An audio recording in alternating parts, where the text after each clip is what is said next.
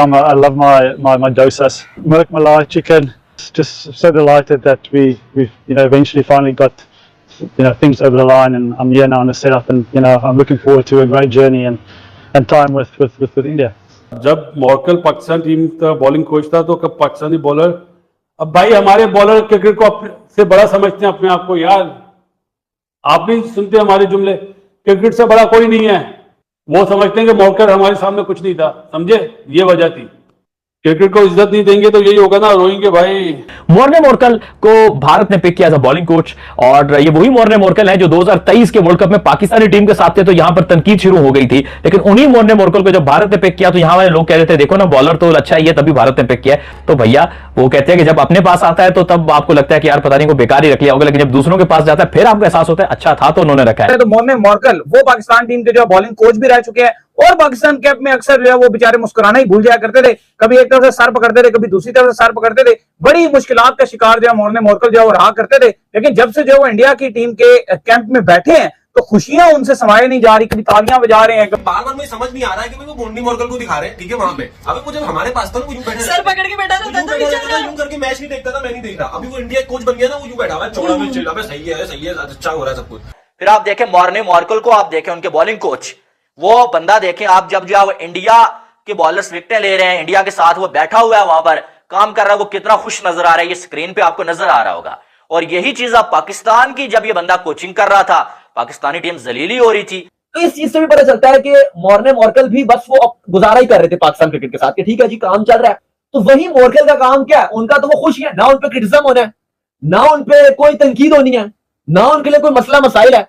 उन्हें पता है कि इंडियन टीम खाती हुई थी बूम बूम बुमराह, बिल्कुल ये बुमराह बूम बूम कहने के लायक है, क्योंकि जो ये परफॉर्मेंसेस कर रहा है। अब आप देखिए ये अगला टेस्ट मैच नहीं खेलेगा क्योंकि उसका मुकाबला ही नहीं है ना। इतना बड़ा बॉलर ऐसे छोटे मैचेस में खेलता अच्छा भी नहीं लगता होता। वो आया, उसने विकेट्स निकाली, उसका खौफ आप देखे सामने वाली टीम पे कैसे था कि डरे हुए थे, साफ दिख रहा था बांग्लादेश के जितने भी खिलाड़ी हैं डरे हुए हैं। कोई एक भी पाकिस्तानी बॉलर ऐसा था जिससे ये बांग्लादेश के खिलाड़ी डरे हों।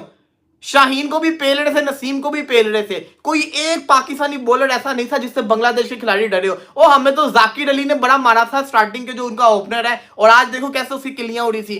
ये चीजें मैटर करती होती हैं, ये बहुत मैटर करती होती है कि जब बुमराह बॉलिंग करने आ रहा है तो उनके रोंगटे खड़े हुए हैं, वो डर के मारे, जिसको कहते हैं ना खेल नहीं उसको पाड़े। इवन बुमराह के डर से वो सिराज के खिलाफ भी आउट हो रहे हैं, आकाशदीप के खिलाफ भी आउट हो रहे हैं। और सबको छोड़ दो, स्लिप के ऊपर इसको कहते हैं हुटिंग करना, इसको कहते हैं स्लेजिंग करना। पंगे में पंगा ले रहे थे, पंगे हैवी वाले नहीं ले रहे थे, लेकिन बोले जा रहे थे बार बार। विराट कोहली स्लिप पे खड़ा हुआ था, गिल की स्लिप पे खड़ा हुआ था, ऋषभ पंत विकेटों के पीछे था, पंगे में पंगा ले जा रहे थे, बोले जा रहे थे, टीज करे जा रहे थे। ये चीजें मैटर करती होती हैं। टेस्ट क्रिकेट का यही तो हुस्न है, ये चीजें आपको करनी पड़ती हैं। लेकिन हमने तो भाई ठेका लिया हुआ है ना, हमने तो जिसको कहते हैं ना यारी दोस्ती के साथ खेलना है। बाहर वाले भी आएंगे तो उनको जपियां पपियां करनी है कि नहीं यार आप हमारे मेहमान हो, आप जिसको कहते हैं ना परफॉर्म करो, खैर है, हार जाएंगे खैर है। ये नहीं होता। टेस्ट को टेस्ट समझ के खेलना पड़ता है, सीखे कुछ। यही साथ रहते हैं हमारे, जिसको कहते हैं ना कितने किलोमीटर की दूरी होगी, 600-700 किलोमीटर की दूरी होगी, जहां पे चेन्नई में मैच हो रहा है। पास है वो लोग, और कैसे खेल रहे हैं वो पता चल रहा है कि टीम जिसको कहते हैं ना अपने घर के अंदर कैसे खेलती होती है। ये चीज बड़ी इंपॉर्टेंट होती है। जहां पे नहीद राना आउट नहीं हुआ तो वहां पे सिराज ने आके उसको आउट कर दिया। अब देखो आप, ये देखो टीम की खासियत आप देखो, अगर एक बॉलर एकदम से हल्का पड़ जाता है तो दूसरा आके फौरन विकेट निकाल लेता है। आपको याद हो जब शाकिब और लिटुन दास खेल रहे थे, 90 स्कोर हो गया हुआ था, बाकी फास्ट बॉलर को मार पड़ी थी, लेकिन जैसे ही जडेजा आया, अश्विन को भी मार पड़ी थी। जडेजा आया, उसने पहले शाकिब कहते हैं लिटुन दास को आउट किया, फिर वो शाकिब को आउट कर गया, उसने एकदम इंडिया को कमबैक करवा दिया। हाँ, मेरी नजर में अगर मुझसे पूछोगे इस मैच की 2 क्रूशियल विकेट कौन सी थी, तो मैं कहूंगा जडेजा वाली विकेट थी, जो लिटुन दास। क्या बोला था आपको मैंने कल कि बांग्लादेश की टीम कल आउट हो जाएगी और 200 रन भी नहीं कर सकेगी, क्योंकि मुझे पता है कि इंडिया की जो बॉलिंग लाइनअप है वो एक तगड़ी बॉलिंग लाइनअप है, जिसकी वजह से इंडिया की टीम जो है वो वर्ल्ड टेस्ट चैंपियनशिप की रैंकिंग में पहले नंबर पे है। जाहिर सी बात है, अब बांग्लादेश की टीम चौथे नंबर पे तो है, लेकिन इंडिया में और बांग्लादेश की टीम में जमीन आसमान का फर्क है। सब ने लाइन और लेंथ पे बॉलिंग की है, चाहे वो नया बॉल कर रहे थे, चाहे वो पुराना बॉल कर रहे थे। किसी ने फजूल कोशिश नहीं की ऑफ स्टंप से बाहर बॉल करो, ऑफ स्टंप से ये करो, बाउंसर मारो बिला वजह के। बिल्कुल वेवर्ड बॉलिंग नहीं हुई। बुमराह जब टेल पे बॉल करने आया, तस्कीन को जब वो बॉल करने आया, उसने तबीयत से अपने बाउंसर्स मार के अपने दिल को सुकून दिया। तस्कीन के बखियों पे मारी उसने, हेलमेटों पे मारी, ग्लव्स पे लग रही, उन्हें शौक पूरा किया, भगा दिया उसने, यॉर्कर मारा, आउट हो गया। अब जो है, अब क्या होगा, मैं गारंटी से कह रहा हूं, अभी भी 300 रन करके दे दो, मतलब टोटल 300 का टारगेट दे दो, बांग्लादेश से नहीं बनेगा।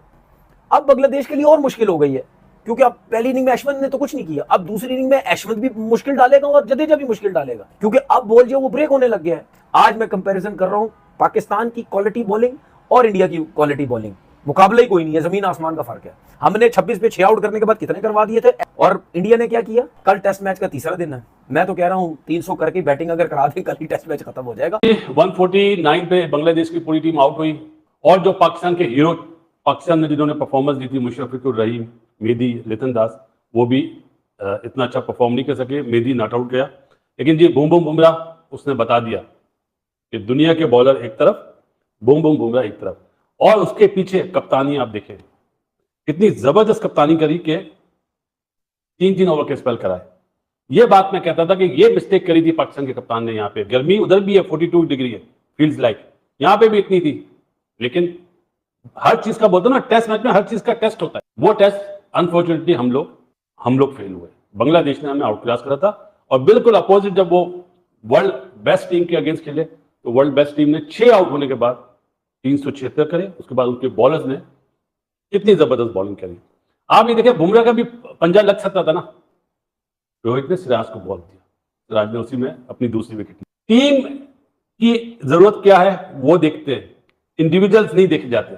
मुल्क फर्स्ट, रोहित ने बताया कंट्री फर्स्ट। आकाश ने जो 2 डंडे उड़ाए ना, आहा, ऐसा लगता है वो स्किटी बॉलर है ना, देख के ये मजा आ रहा था कि पता चल रहा था कि क्रिकेट इंडिया अच्छी खेल रहा है। मुझे ऐसा फील हो रहा था जिस तरह 6 आउट हुए थे, शायद बॉलर भी उस फॉर्म में ना हो, लेकिन जी जो बुमराह ने पहले ओवर में ओवर द विकेट बॉल करके एंगल बनाया, और फिर जैसे राउंड द विकेट आया पहली बॉल में डंडा, तो ये बोलते हैं कि form is temporary, class is permanent. यही होता है ना। तो मेरे ख्याल है वेकअप कॉल तो दे दिया इंडिया ने। क्यों?